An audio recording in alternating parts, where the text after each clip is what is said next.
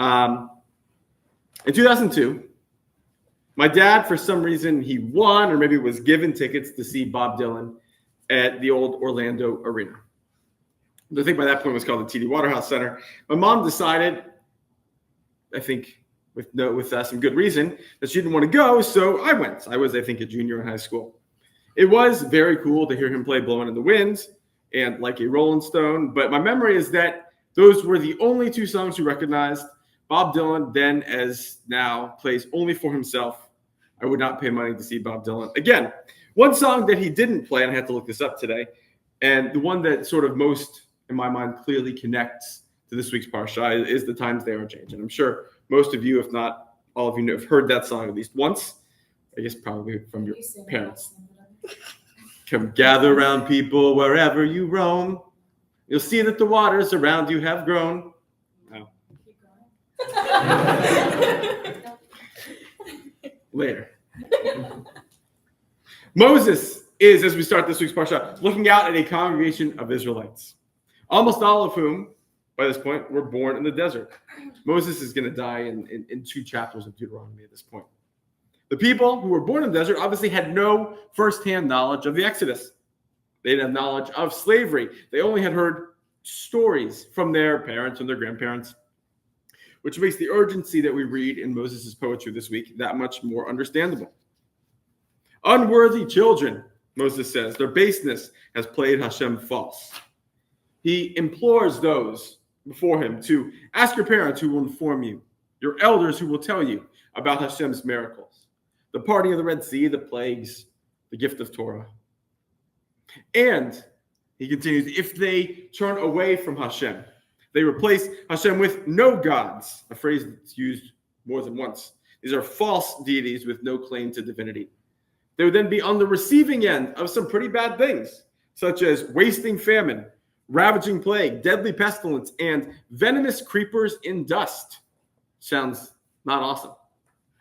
But this brings up an issue that sort of troubles me throughout the yearly reading of the Torah, which is the idea that Hashem is keeping the Israelites close to the commandments, not because each of them has an inherent sense of belonging to the commandments, an internal desire to fulfill each one as fully as possible. No, rather there is more, in my opinion at least, more than a hint of manipulation. You must follow me or else these bad things will happen. Now, as we were talking about with a few students earlier, we don't think that small sort of infrequent breakings of the commandments would bring down these kind of horrible things.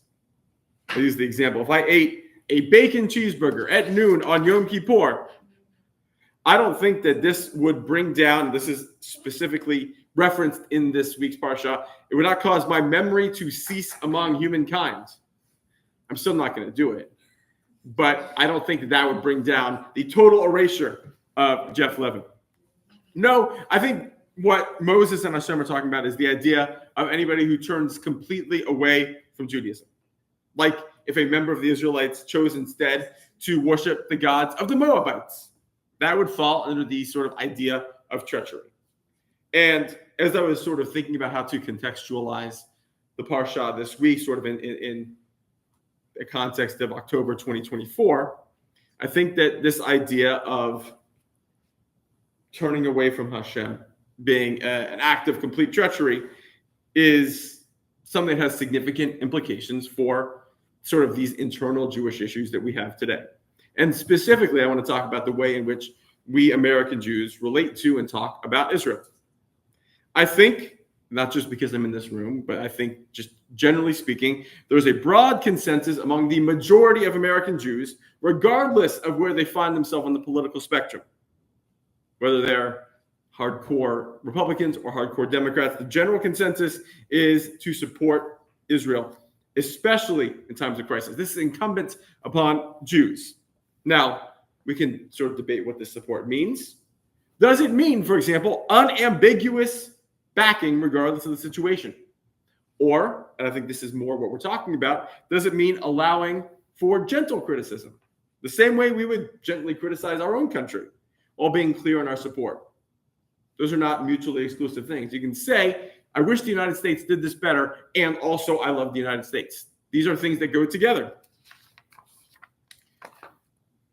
one might argue that pointing out these small inconsistencies or disagreements that we might have with the government of Israel is very much keeping with this idea of support. Go back to the metaphor I used above, it would be like eating a bacon cheeseburger on Yom Kippur while still being Jewish. It may not be, a little bit of a break here. That's not saying you're totally turning away from Israel. Respectful discussion, respectful debate, I think, is important. But what we've seen an alarming rise of, though thankfully not here at UCF or really in Orlando at all, is other Jews somehow setting their interpretations of Jewish law to openly criticize Israel. Or, and we've seen this as well, to openly offer support for Hamas, Hezbollah, or, of course, Iran. At what point do we, as an American Jewish community, say, you have turned away from us? You have begun to worship a non-God, and thus you are no longer welcome as part of our community. And the reality is that for each of us, the red line is going to be slightly different. There are probably some people here in this room that would welcome self-identified members of the Jewish Voice for Peace, which, just to be clear, is neither Jewish nor desiring of peace. Well, I suspect that if we included them in Hillel's programming, that would push other people out entirely. As we sort of are entering this season of high emotions, I'm not just talking about Rosh Hashanah and Yom Kippur, but we are 32 days away from a presidential and other elections here in this country. I want us to take this example that we saw this week in the Song of Moses and evaluate where we are. Have we as an American Jewish community continued in our support? Or are we failing to live up to our religious potential, still in this area of self-improvement? And where can we, over the next period of time, look to be even better? Shabbat Shalom and Shana Tova.